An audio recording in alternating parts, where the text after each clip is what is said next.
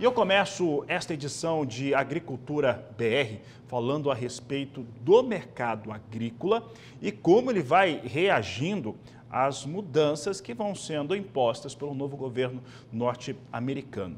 O fato é que após ter, logo no primeiro dia de governo, o anúncio que vai se ter ali imposições tributárias para produtos do Canadá e também do México, que chegam até 35%, tivemos já nesta terça-feira, segundo dia de governo, o anúncio que provavelmente a China também no começo de fevereiro vai ter uma taxação. Mas é uma taxação que é bem inferior àquela que foi feita no primeiro governo de Donald Trump, que era de 60% sobre produtos chineses, essa ficando na casa de 10%.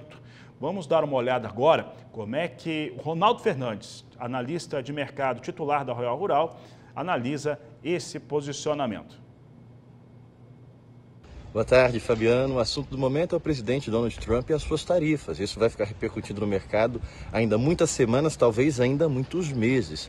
E agora o que se espera é que no dia 1º de fevereiro ele comece a taxação contra o México e contra o Canadá, conforme ele anunciou já no dia da sua posse, de 35%. O que ele não citou no dia da posse, todo mundo ficou esperando, quais seriam as tarifas ou não impostas sobre a China.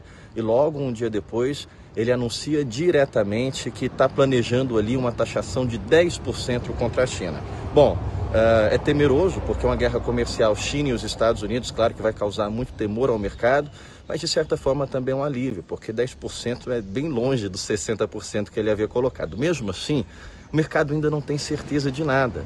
Será que ele vai impor mesmo essas tarifas contra o Canadá, contra o México, contra a China? Então, dia 1º de fevereiro é um dia muito aguardado, com bastante ansiedade, e antes mesmo de chegar essa data, o mercado vai querer antecipar. Então, o Donald Trump, ele começa esse novo mandato cercado por uma série de desafios. Desafios na economia, porque os Estados Unidos estão enfrentando um dos momentos de pior inflação da sua história. Também os desafios da geopolítica, são 3 grandes pontos que o Trump vai ter que enfrentar agora para poder resolver. O primeiro, Rússia e Ucrânia, que começou há mais tempo. Depois a gente tem ali o Israel e o Hamas, que obviamente é uma tabela entre Israel e Irã. E, por fim, o último grande conflito, que ainda não estourou, mas está prestes aí a começar qualquer movimento, é China e Taiwan. Então, Trump, a gente sabe que os Estados Unidos é a polícia do mundo. O Trump se coloca como grande responsável para evitar esses conflitos e a resolver os conflitos que já estão acontecendo. E no meio disso tudo, as taxações, como é que ele vai fazer a recuperação econômica. Isso pode trazer um forte impacto para o agronegócio, obviamente. Seria bom para o produtor brasileiro que os Estados Unidos e a China se taxassem, mas uma taxação de 10%, tem limites de impacto, não é o mesmo que falar, obviamente, de 60%.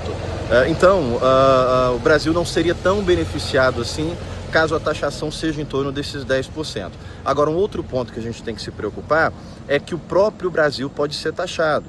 O fato do Lula ter criticado várias vezes o Elon Musk, o próprio Donald Trump, o fato do Alexandre de Moraes não ter permitido o Bolsonaro visitar a posse, isso tudo pode implicar num sentimento de resposta do Donald Trump e querer incluir o Brasil naquelas taxações universais que ele fala entre 10% e 20%.